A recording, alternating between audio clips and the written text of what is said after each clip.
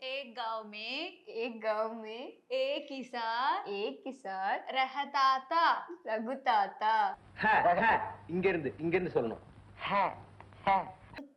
ता रहता रघुताता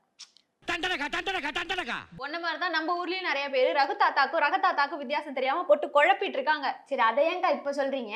அது என்னன்னாக்கா இப்ப ரகுதாத்தா அப்படின்ற பேர்ல ஒரு படமே வந்திருக்குக்கா. அடுத்த நடிகர் திலகம் அப்படின்னு சொல்லக்கூடிய நம்ம கீர்த்தி சுரேஷ் தான் நடிச்சிருக்காங்க.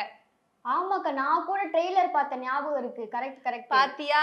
பீரியாடிக் ட்ரெயின்ல வரா மாதிரி ஒரு ட்ரெய்லர் ஒன்னு பாத்தியா? கீர்த்தி சுரேஷோடது.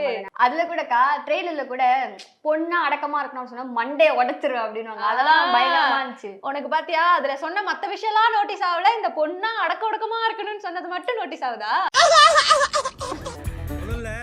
பொண்ணா அடக்கமா மண்டைய உடைச்சிரு. அதே படம் தான் இப்போ ஆகஸ்ட் 15ஆம் தேதி ரிலீஸ் ஆக போகுது. சூப்பர். யாரு மியூசிக்கு? நம்ம சீன் ரால்டன் தான் இதுக்கு மியூசிக் பண்ணிருக்காரு.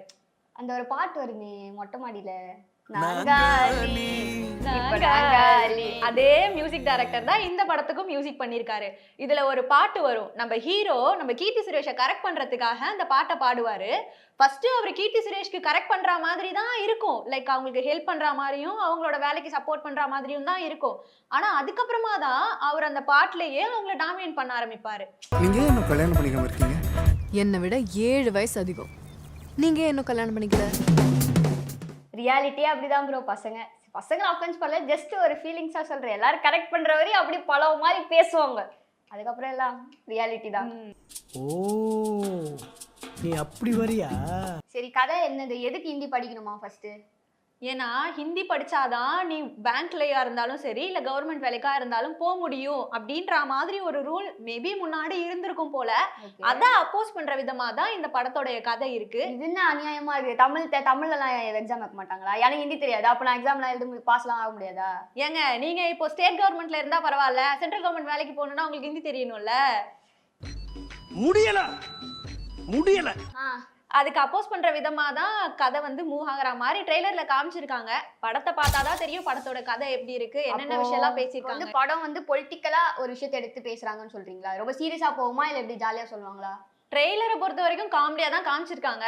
ஆனா படத்தை பார்த்தாதான் தெரியும் படம் வந்து எந்த அளவுக்கு சீரியஸ் இஷ்யூவை பத்தி பேசுது, இல்ல இஷ்யூவையே காமெடியா எடுத்துட்டு போயிருக்காங்களா அப்படின்றதெல்லாம் படத்தை பார்க்க தான் தெரியும். நானும் ட்ரெய்லர் பார்த்தேன்னு சொன்னல, ஸோ எனக்கு வந்து என்ன தோணுச்சு அப்படின்னா, நம்ம ஸ்ட்ரெயிட்டா சொன்னா அது வந்து கொஞ்சம் பிரச்சனை ஆடல, எல்லாம் அப்படியே சேஃப் பிளே பண்ண போவாங்க. அதனால காமெடியா அப்படியே சொல்லியிருக்காங்களோ, இந்த வாழைப்பழத்துல வந்து ஊசி இறக்குற மாதிரி. கரெக்ட். நம்ம கீர்த்தி சுரேஷும் இதுல வாழைப்பழத்துல ஊசி ஏத்துற மாதிரி தான் நிறைய இடங்கள்ல நிறைய விஷயங்களை பேசியிருக்காங்க.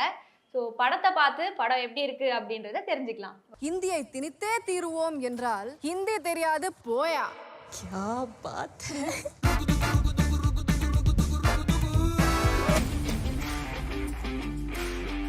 அக்கா அக்கா அக்கா, ஏய் என்னடி உனக்கு பிரச்சனை? ஏன்க்கா இப்படி இருக்கீங்க?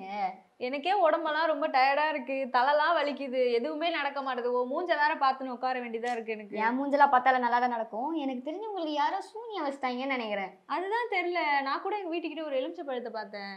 அப்படியா ப்ரோ? கண்டிப்பா இப்போ உங்களுக்கு வச்சிருக்காங்க. என்ன தங்கலான் எஃபெக்டா? ஆமா ப்ரோ. படத்தோட ட்ரெய்லருக்கே இந்த எஃபெக்ட்னா படம் வந்தா இன்னும் எப்படி இருக்குமோ? ஆமாக்கா, படத்துல கூட மாளிகா மோகன் அவங்க எல்லாம் விச்சா காட்டி வேற லெவல்ல பயமுறுத்தி வச்சிருக்காங்களே. படத்துல மாளவிகா மோகன் நடிச்சதை பத்தி இவ்வளவு பெருசா பேசுறியே. நம்ம விக்ரமும் பார்வதியும் ட்ரைபிளா நடிக்கிறதுக்கு உடம்பெல்லாம் குறைச்சி ஃபுல் ட்ரைபிள் மாதிரியே மாறி நடிச்சிருக்காங்களே.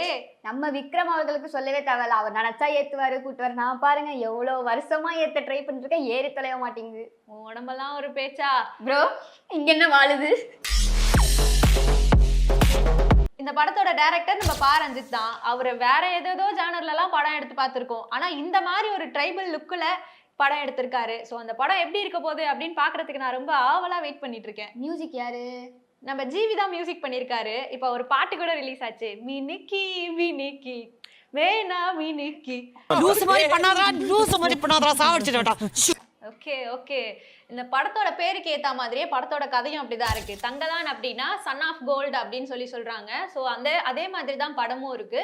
ஒரு தங்கத்தை வந்து எடுக்கிறதுக்காக நம்ம ட்ரைபல் பீப்புளா இருக்கக்கூடிய விக்ரம், பசுபதி அவங்க எல்லாம் போற மாதிரியும், அந்த இடத்துல மாளவிகா மோகன் ஒரு விச்சா இருக்கிற மாதிரியும் தான் காமிச்சிருக்காங்க ட்ரெய்லர்ல. ஸோ படம் பார்த்தா முழு கதையும் எப்படி இருக்க போகுது அப்படின்றது தெரியும். படம் பார்க்கறதுக்கு நான் ரொம்ப ஆவலா வெயிட் பண்ணிட்டு இருக்கேன். என்னையும் கூட்டு போங்க. கண்டிப்பா.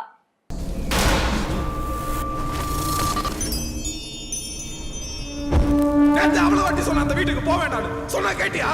டிமாண்டி காலனி 1 இவ்வளவு பயங்கரமா இருந்துச்சு, இப்போ டிமாண்டி காலனி 2 வேற வரப்போகுது. அது எவ்வளவு பயங்கரமா இருக்கும்? கண்டிப்பா பயங்கரமா தான் இருக்கும். அதுலயுமே வந்து The Vengeance of Unholyன்னு சொல்லியிருக்காங்க. அப்பனா மறுபடியுமே நம்ம அருள்நிதி வந்து டிமாண்டியால தான் வந்து அடி வாங்க போறாரு.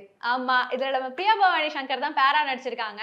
இதுல ஃபர்ஸ்ட் லுக் போஸ்டர்ஸ்லாம் 2 பேருமே ஷெர்லாக் ஹோம்ஸ் மாதிரி ட்ரெஸ் போட்டிருக்கிற மாதிரியும், ட்ரெய்லர்ல அவங்க ஏதோ ஒரு ஃபாரின் கண்ட்ரில நடக்கிற மாதிரியும் பேய் ஓட்டுற மாதிரிலாம் நிறைய காமிச்சாங்க. அதனால மேபி இந்த கதை வந்து ஒரு பேயை ஓட்டுற மாதிரி இருக்குமோ அப்படின்ற மாதிரி கெஸஸ்லாம் இருக்கு. இந்த படத்துக்கு நிறைய எதிர்பார்ப்பு இருக்கு. ஏன்னா ஃபர்ஸ்ட் வந்த டிமாண்டி காலனிக்கே வந்து ஒரு பேய் படம்னா இப்படி இருக்கும் அப்படின்ற மாதிரி நல்லா காமிச்சிட்டாங்க. ஏன்னா நம்மளுக்கு வந்து அரண்மனை, அப்புறம் வந்து காஞ்சனாலாம் பார்த்து பழகிச்சு, அந்த காமெடி கலந்த ஒரு ஹாரர். இது வந்து பியூரா ஒரு த்ரில்லர் ஃபிலிம் மாதிரி போறதுனால இந்த படத்துக்கும் நிறைய எக்ஸ்பெக்டேஷன்ஸ் இருக்கு மக்கள் கிட்ட.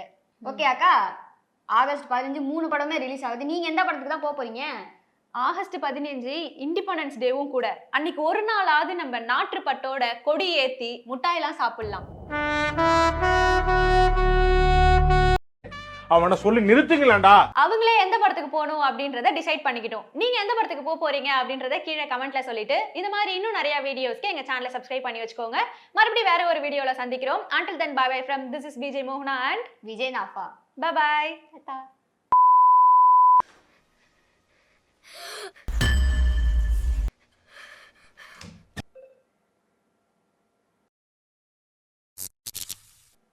அக்கா, உங்களுக்கு ஏதாவது சத்தம் கேட்டுச்சா? கேட்டுச்சு. என்ன சத்தம்? தெரியல, விடு. சிக்கிட்டு சிக்கிட்டு சிக்கிட்டு சிக்கிட்டு சிக்கிட்டு சிக்கிட்டு சிக்கிட்டு சிக்கிட்டு சிக்கிட்டு சிக்கிட்டு சிக்கிட்டு சிக்கிட்டு சிக்கிட்டு சிக்கிட்டு சிக்கிட்டு சிக்கிட்டு